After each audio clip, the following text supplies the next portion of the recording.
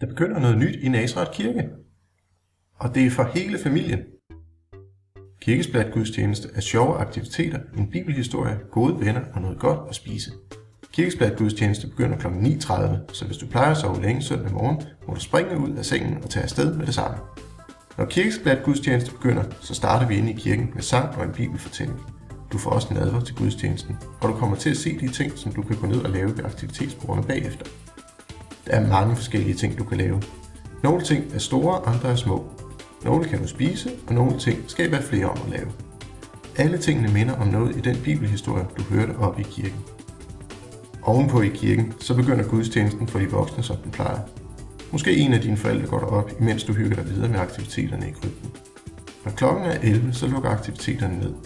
Nu kommer der noget dejligt mad frem, som du kan spise af alt det du kan. Maden koster 10 kroner for børn og 20 kroner for voksne. Klokken 11.30 er kirkesplatgudstjeneste færdig, og du skal måske hjem nu. Men det kan også være, at din mor eller far er ovenpå til voksengudstjenesten. Så kommer de ned om en halv time. Så kan du måske bare hygge dig i legerummet med de ting, du har lavet til kirkesplat, eller lege med dukker eller Lego. Lyder det ikke som en fed søndag formiddag? Vi ses.